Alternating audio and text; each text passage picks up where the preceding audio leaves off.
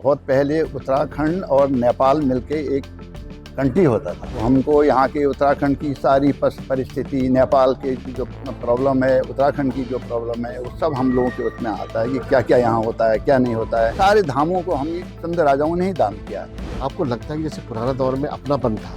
उनकी हिम्मत नहीं थी कि जब तक पूछे थे अध्यक्ष आपके पूछो, उस समय MG महाविद्यालय का मैं अध्यक्ष था, तो कहते थे वो अगर ऑर्डर देंगे तो तब मैं आऊँगा, नहीं तो नहीं आ सकता। मीटिंग होती थी, सारे DM कमिश्नर बैठते थे। हमने जो डिसीजन दिया कि सब उस इलाके में ये काम होना है तो वो काम होना ही है। उन दिनों बाजार में हमारा जुलूस निकलता था, लोग बाजार की जनता छतों में खड़े होकर हमारी फोटो और पोस्टर खींचा करते थे कि आज छात्र लीडर निकलता है तो दुकानें बंद हो जाती हैं। आजकल भय पैदा है कि स्टूडेंट है, कहीं कोई लूट मार ना कर दे। उन दिनों आए थे, स्टूडेंट लीडर आता था और लोग वो हाथ जोड़ के जिंदाबाद करते, माला लेके आते थे। नमस्कार दोस्तों, मैं अंजनी सिंह बैठक अपनों की में आपका स्वागत करता हूं। आज हमारे साथ ठाकुर गिरीश चंद जी हैं और ये हमारे उत्तराखंड की राजा फैमिली से बिलोंग करते हैं। सर, मैं सबसे पहले आपका धन्यवाद करना चाहूँगा, आप हमारे चैनल में आए, आपने कीमती समय निकाला। सर, थोड़ा सा अपनी स्टार्टिंग जर्नी के बारे में बताइए, अपने परिवार के बारे में बताइए। हम लोग वैसे बहुत पहले उत्तराखंड और नेपाल मिलके एक कंट्री होता था, ये नेपाल कंट्री में कहलाता है। तो रुद्रपुर तक हमारे उसमें आ जाता था। तो हम लोगों ने जो चंद वंश के जो राजा होते हैं वो हम लोग उसी खानदान से। चंद राजा ने यहाँ पर 500 साल राज्य किया इस उत्तराखंड में। तो उत्तराखंड नेपाल एक ही था उन दिनों। तो हम उसी खानदान से बिलोंग करते हैं, वही चंद लोगों से हम बिलोंग करते हैं।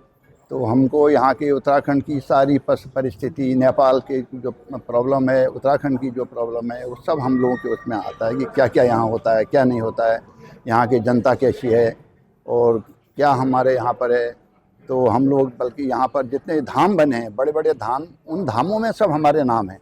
चंद्रवंशी के राजाओं का नाम बद्रीनाथ हो, केदारनाथ हो या जागेश्वर, बागेश्वर, सारी जगह हम लोगों के पूर्वजों के वहाँ पर नाम से चलता है। तो वो लोग, हम लोग ने उस समय इनको दान किया है। सारे धामों को हम चंद राजाओं ने ही दान किया है। तो उसी के अनुसार आज हम लोग यहाँ पर बसे हैं। तो हम लोग अपने ख़ानदान को सोचते हैं, ठाकुर वंश को या हम जितने राजा महाराजा के वंश को, इसको कैसे इसको आगे बढ़ाएं, इसका नाम आगे पहुँचाएं, ये हम लोग चाहते हैं। तो इसी के उद्देश्य को लेते हुए आज ये सम्मेलन जो यहाँ पर अश्वनी भाई साहब ने, सब ने मिलकर, अध्यक्ष ने रखा हुआ है। तो ये सारे सोच के कि उत्तराखंड के लोगों को कैसे डेवलप किया जाए, यहाँ के राजपूत वंश को कैसे आगे बढ़ाया जाए, उसके लिए हम लोग यहाँ पर इस समय एकत्रित हुए हैं। तो हम चाह रहे हैं, तो ये अभी हमारा फर्स्ट स्टेज है कि हम अभी इसको कैसे कर रहे हैं। तो भविष्य में हम इसको बहुत आगे पहुँचाने की कोशिश करेंगे, यही हम लोग चाह रहे हैं। बिल्कुल ठाकुर साहब, ये बताइए कि आप तो शुरू से इन कार्यक्रमों में जुड़े रहे हैं, क्षत्रिय समाज के कार्यक्रम में आपने ही शुरुआत करी थी उत्तराखंड में, ठीक है। तो उस दौर में और इस दौर में आप क्या अंतर देखते हैं? वैसे तो इस दौर में यह है कि आदमी की लाइफ जो है, इंसान की लाइफ, इनको आजकल के युवाओं को जागृत करने वाले लोग जरा सा एकदम एक्टिव नहीं हो पा रहे हैं। हम उसी को आगे बढ़ाने की सोच रहे हैं। तो युवा आगे बढ़ें और हमारे राजपूत लोग आगे बढ़ें। तो उन दिनों जो था कि सब लोग एक ही शब्द में सारे राजपूत इकट्ठे होकर एक काम को करते थे, चाहे वो किसी की भलाई हो, चाहे किसी को आगे बढ़ाना हो, सब हम इकट्ठे हो जाते थे।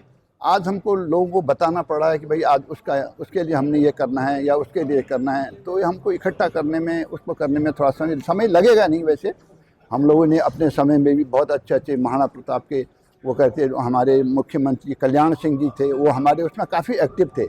मुख्यमंत्री यूपी के थे कल्याण सिंह जी, काफ़ी एक्टिव रहते थे। महाराणा प्रताप की हमने लखनऊ में भी लगवाया, नैनीताल लगवाया, दिल्ली लगवाया। तो हम लोग इस तरीके से काफ़ी चलते थे। ठाकुर प्रेम प्रकाश जी जो थे, हमारे अच्छे फ्रेंड थे, वो भी काफ़ी जागृत होते थे उन दिनों कि इसको हम कैसे आगे बढ़ाएं। तो हमने मिल के आगे बढ़ाने की कोशिश करी। अभी भी हम चाहते हैं कि ऐसी बात नहीं, युवाओं में जोश बहुत है, ठाकुर राजपूतों में काफ़ी जोश है।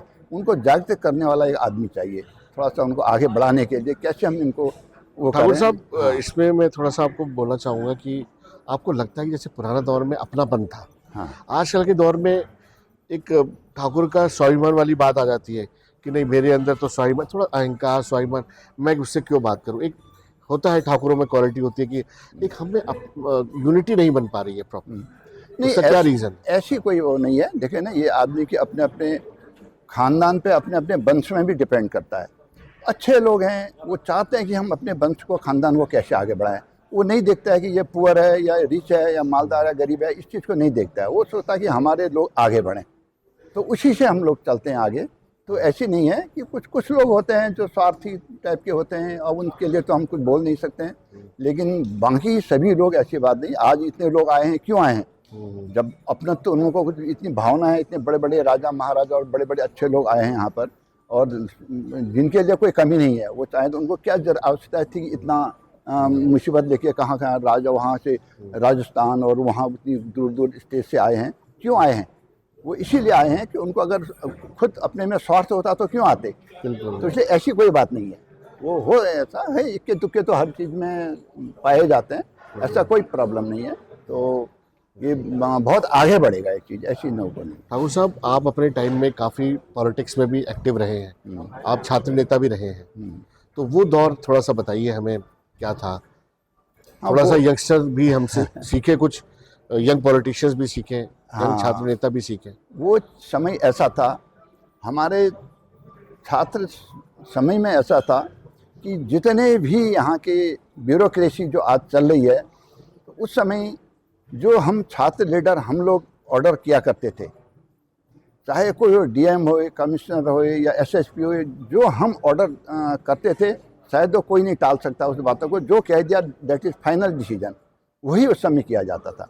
वो हमने अपनी छवि बनाई थी कि हम लोग, आजकल लोग मनी माइंड के हो रहे हैं, ज़्यादा पैसे कमाने की सोचते हैं या अपना कुछ और स्वार्थ है। हम लोगों के ना, हम तो चाहते थे किसी का, किस तरीके से हम किसी का भला करें, किस तरीके से किसको रोजगार दे सकें। तो हमने अपना एक उद्देश्य बनाया था कि सुबह जब हम उठते थे, ब्रेकफास्ट करने वाले बैठते थे, हमारे घर के आगे 10-20 आदमी खड़े रहते थे। तो हम दिन भर ठान लिया करते कि आज हमने 20 आदमी का काम करना है या 40 आदमी का काम करना है। शाम तक हम लोग खाना भी नहीं खाएंगे, चाय भी नहीं पियेंगे, जब तक हम 50 आदमी का काम नहीं करेंगे। ये अपना एक उद्देश्य बना रखा था हमने, और उसी उद्देश्य के लिए आज मुख्यमंत्री, उस समय माननीय नरेंद्र तिवारी जी मुख्यमंत्री थे हमारे उस काल में। तो तिवारी जी जब हमसे परमिशन लेते थे, तब यहाँ इंटेंस करते थे। उनकी हिम्मत नहीं थी कि जब तक पूछे थे, अध्यक्ष साहब से पूछो, उस समय MB महाविद्यालय का मैं अध्यक्ष था, तो कहते थे वो अगर ऑर्डर देंगे तो तब मैं आऊँगा, नहीं तो नहीं आ सकता।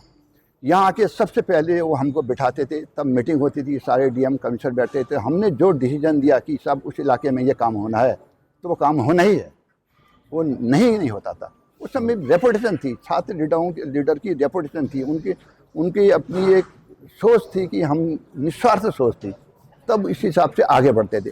उन दिनों बाजार में हमारा जुलूस निकलता था, लोग बाजार की जनता छतों में खड़े होकर हमारी फ़ोटो और पोस्टर खींचा करते थे। आज छात्र लीडर निकलता है तो दुकानें बंद हो जाती हैं। क्यों नहीं होती हैं बंद? बंद नहीं होनी चाहिए ना। लोग आजकल भय पैदा है कि स्टूडेंट हैं, कहीं कोई लूट मार ना कर दे। उन दिनों आए थे, स्टूडेंट लीडर आता था, लोग वो हाथ जोड़ के जिंदाबाद करते, माला लेके आते थे, क्योंकि हम लोग उनके भलाई में लगे रहते थे। उनका आजकल का मोटिव चेंज हो गया। हाँ, वो चेंज हो गया थोड़ा, पैसा कमाना होगा। हाँ, पैसा कमाना होगा। वही चीज़ राजनीतिक में भी जा रहा है। राजनीतिक में यही, आजकल लोग राजनीतिक किसी के उसके लिए नहीं जा रहे हैं, किसी के अच्छे आदमी के आगे बढ़ाएं, क्या कुछ काम करने के नहीं जा रहे। राजनीतिक इसलिए किया जा रहा है कि हम पैसे कमाएं। बिल्कुल बिल्कुल, वही देश को पीछे हटा रही। बिल्कुल सर। तो हमको ये चीज़ को, हमारा केवल ये क्षत्रिय महासभा इसी चीज़ को आगे बढ़ाना चाह रही है। क्षत्रिय महासभा चाह रहे हैं कि ईमानदारी से हम लोग जनता की सेवा करें, किसी गरीब को आगे बढ़ाएं, किसी दुख दर्द वालों को हम हेल्प मदद करें। इसलिए इस क्षत्रिय महासभा को तब लिया जा रहा है। बिल्कुल बिल्कुल, हम ही लोग हैं जो इस काम को कर सकते हैं, बाकी और आम जनता उस चीज़ को नहीं कर सकती। बिल्कुल बिल्कुल। ठाकुर साहब, ये जो राजपूताना बिजनेस समिट हो रहा है, पिछले साल भुवनेश्वर में हुआ था, इस साल उत्तराखंड में हो रहा है, रामनगर में हो रहा है। इसका मेन मोटिव यह है कि यंग एंटरप्रेन्योर्स और सामने आए, राजपूत जो निम्न वर्ग के हैं, जिनकी हमें मदद कर सकें और वो आगे चल के इस्टेब्लिश हो। तो इस बारे में आप क्या कहना चाहेंगे? नहीं, वो तो ऐसा है ना, ये तो हर राजपूत को सोचना पड़ेगा कि हम किसी को आगे बढ़ाने के लिए, उसका बिजनेस बढ़ाने के लिए क्या करें। उसके लिए हमको एक ग्रुप या संस्था बनानी पड़ेगी। उस संस्था में वो अपना रजिस्ट्रेशन कराएगा, तब उस रजिस्ट्रेशन के उस संस्था के द्वारा हम उसको आगे बढ़ाने की कोशिश कर सकते हैं।